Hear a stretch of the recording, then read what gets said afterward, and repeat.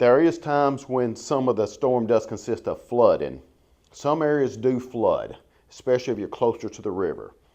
Some areas on some of the residential areas we have has underground feeder lines, has underground transformers, pad mount transformers and stuff. There's been times when the water's got up so high, when that does occur, we have to go to those areas and we have to turn the power off. And then when the water subsides, we'll turn the power back on. We'll go and do visual inspections and any type of inspections we need to do. Then we'll get the power back on. So flooding, even though it's not tearing down trees and stuff like that, flooding could cause some occurrences where we have to initiate an outage. Sometimes it blows on its own. Most time we have to go turn the power off. When that does occur, it all depends on how soon the water can recede. A lot of the routine stuff we do that we have on outages usually are smaller outages unless it's in a substation. The most routine stuff is squirrels. Squirrels is our nemesis. This is something that we try to combat with what we call critter control, which means when we set a transformer, we'll put these devices over it to help protect some of our high voltage lines so the squirrel can't really make contact and ground at the same time. Birds. A lot of times when you see squirrels on a pole, we've had hawks that go after the squirrels. Their wingspan's wide enough to go across a phase-to-phase, which causes outages.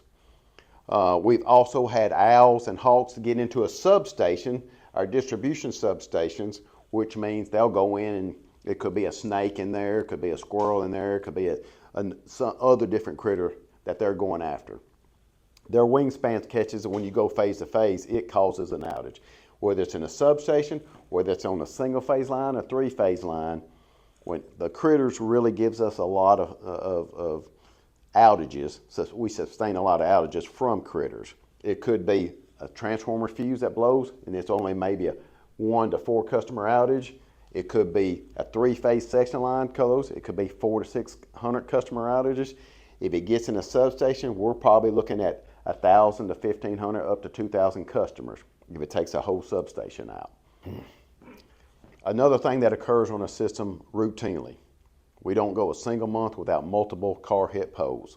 The contributing factors, you're looking at critters. Squirrels is the #1 causes on our critters that cause us outages. Trees comes in a second with the tree growth and stuff like that. When we have wet summers with the tree growth, even though we have a 3-year trim cycle, when we have wet summers, a lot of times 2 years later, we have a lot more growth than what is anticipated. So a lot of times we get caught on some of the trees like that. And then the car hit poles. So the 3 contributing factors to our outages, in addition to whatever storm comes in. Storms, critters, trees, and car hit poles.